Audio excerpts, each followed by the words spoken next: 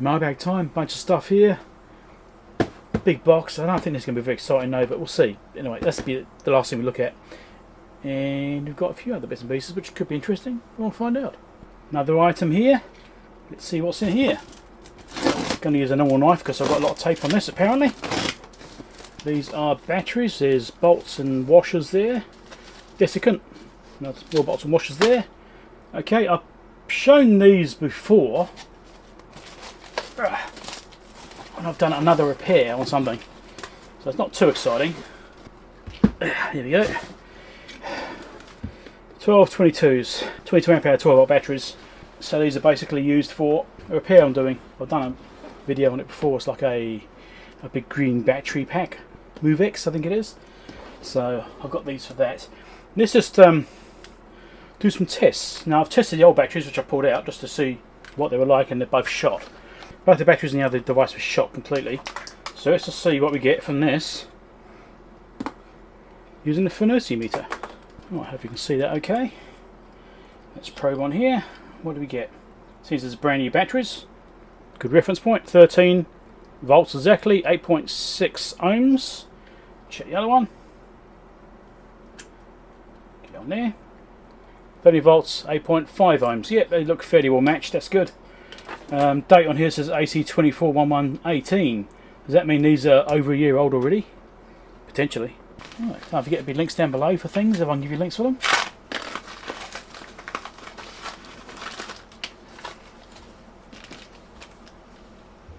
Five-piece lot DG211.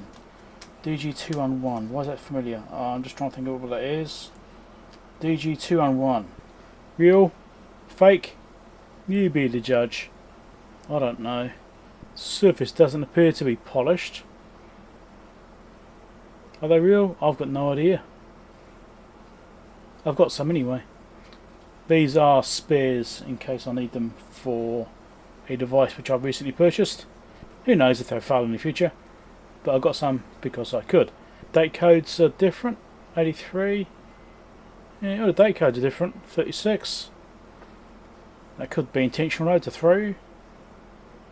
You've got 8836, 8836, 8836, 8881, 8752. Now are these pulled or are these new? I don't care if they're used as long as they work. Can't tell. But the fact they're not really bowed out much means they probably have been used.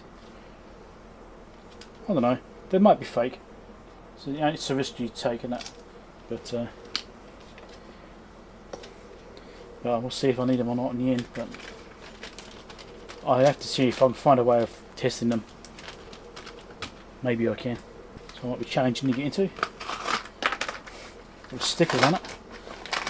Alright.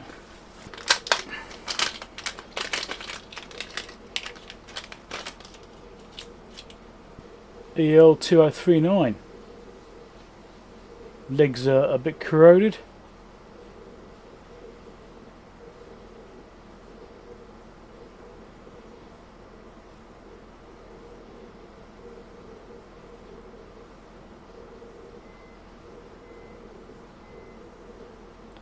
Just trying to tell if this is fake or not. Again, same deal. Can I see like some previous markings here? Is that like a GG or something there? Dunno.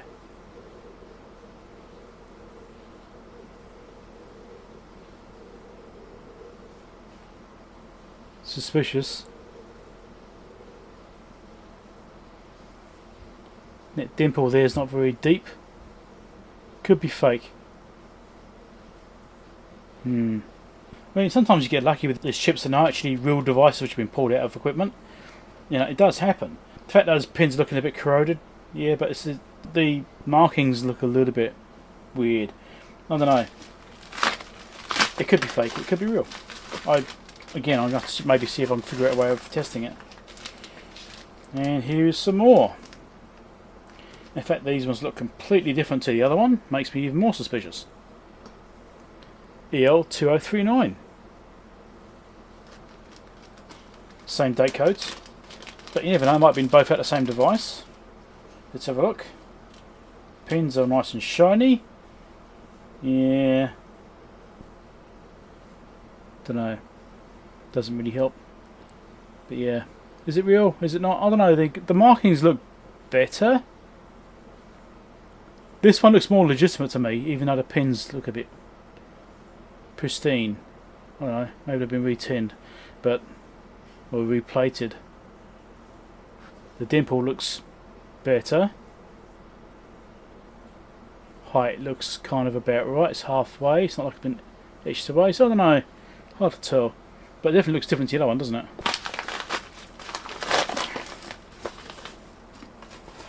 This, I think, is an eBay item. It's a VintageTEK Curvebug. I saw this featured somewhere. Was it Adrian's Digital Basement or something like that? Or I can't remember now. Maybe it wasn't there. I can't remember. Someone showed it. And I thought that looks interesting. So it's got 3 terminals, USB-C port. No instructions. I guess it's online somewhere. I thought it looked interesting. It's a VintageTEK museum thing, alright, so you know, it's supporting that.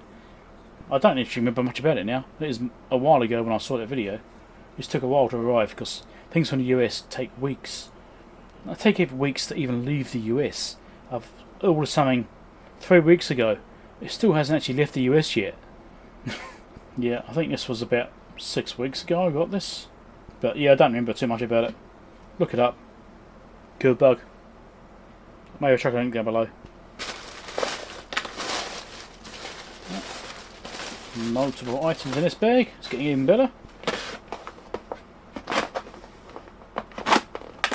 These are some USB connectors.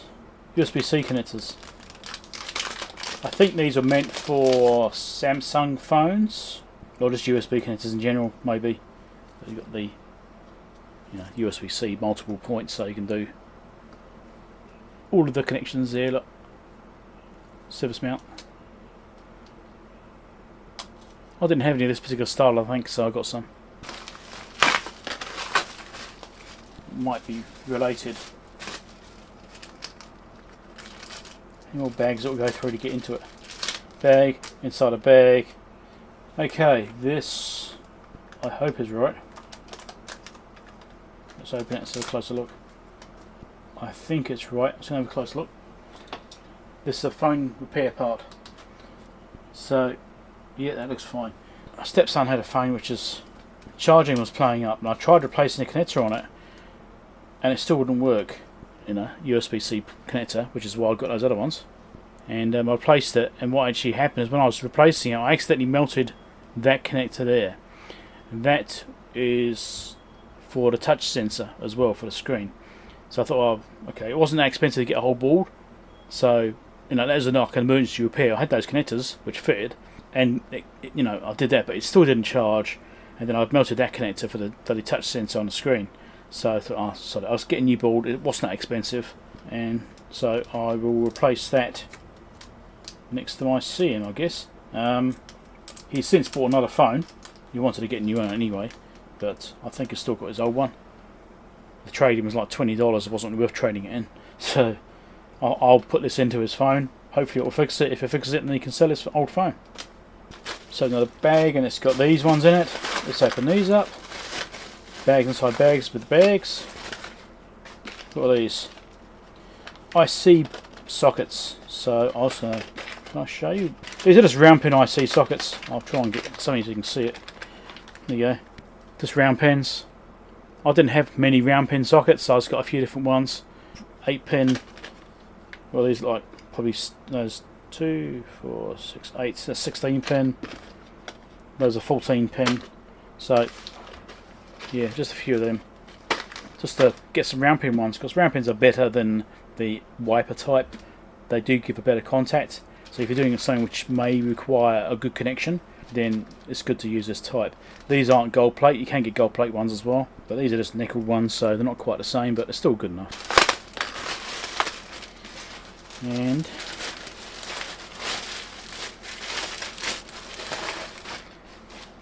a couple more sheets of this conductive foam. It's supposed to be conductive anyway. Antistatic foam. I've been using this for parts, where I'm doing parts drawers and I'm laying parts out inside drawers. I've shown these before. I've got a couple more. These are fairly expensive. It's like $5 a sheet or something, I think it was. You know, I'll just cut these up to the size of the drawer, you know, cut it up, and I can just insert chips into it and have them nicely stored in there for ones when I've got, like, I don't know, 20 chips in a drawer or something like that. Instead of having them loose in there, I can stick them in the foam. Just makes it nice and organised, and then you can also stack them as well, so you can have different values. Instead of having them random, you could just put like one value chip in one layer, another value chip. You can also turn them over, put chips in both sides, that kind of thing. Anyway, it's an organisation thing. Probably don't have enough of them, but it'll do for now. I may have to use a real knife. We'll see.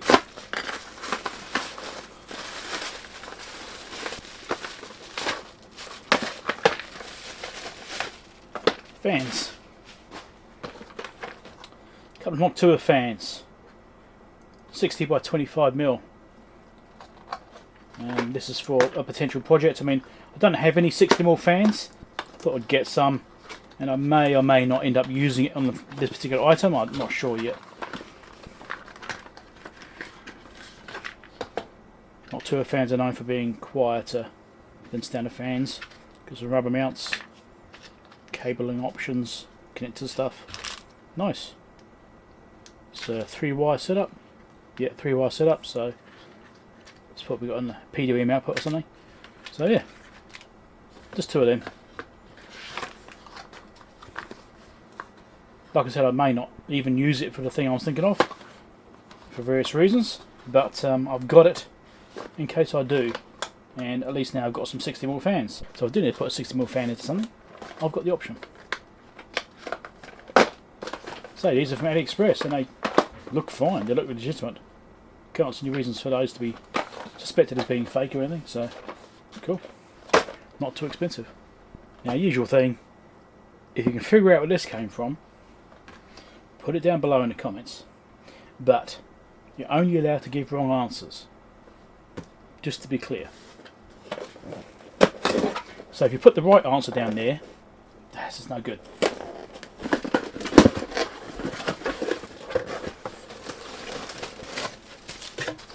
So, what did I buy this time? Do like the packaging. CD4094BE. Some of those things. I may or may not stick a data sheet on there since there's not much to go through. MC14094. These are the surface mount versions. Obviously these other ones are dip. Battery contracts. Cool. So I need these for a repair project I've got to do, which is right behind me. So I need to replace some rusting contacts. It uses this type, so I need those for that. So that's good. I can get that repair done now. 10,000 microfarad capacitor, axial.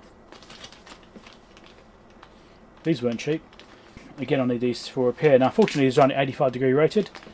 I can't seem to find 105° rated axial caps of this size. This is like, there's a choice of one, and I looked a lot, different websites, different suppliers. I could only find a choice of one, and that's this one. Not ideal, not my first choice, but you know, if I want to replace axial with axial, that's what I'll have to use. I have to use that. And then over here, we've got some other ones, 15,000 microfarad, 16 volt. So these are for a device I've purchased, and there's two capacitors I still have to replace in it. I basically recapped it. I have recorded a video on that. There's two capacitors I hadn't replaced because I didn't have, well actually I did replace one, but I didn't like the quality of the one I put in there. It's what I had. So it's better than the one that was in it as far as its condition. The one that was in it was quite aged and it was off value by a fair amount. And I put in one which was what I had. It, you know, it's kind of okay, but the quality is not quite the same. So I wanted to get some better ones. This is Nichicon, 105° rated. The one I put in there is 105, I think, as well, but the branding, not so sure about the brand. Anyway, so got these ones to replace it instead, so I can put a decent quality one in and then not worry about it. I always got two, because whenever I get cats, I always get at least two, because then I've got a spare.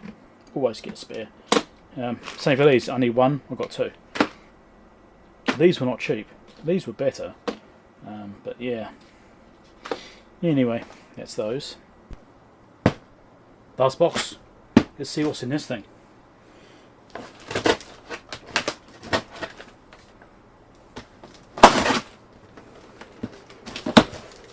And hello, by the way, you can almost see me.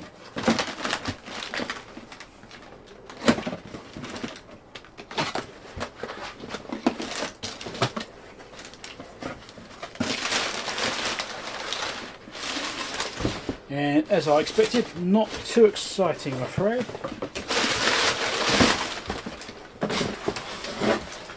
Toner cartridge, 12,000 page toner cartridge, 3465. This is for the HOL 6200DW and the drum unit DR3415 for the same printer. These are not cheap. That's like, what was that, about $500 worth there. Had issues with using an aftermarket toner. Quality wasn't quite the same. It would have issues with adhesion to some cards and things like that. And also the same thing with the drum. Getting some ghosting going on there. Not quite the same with an aftermarket. So they had to go and buy two originals, which are expensive. But sometimes I think you just have to do it.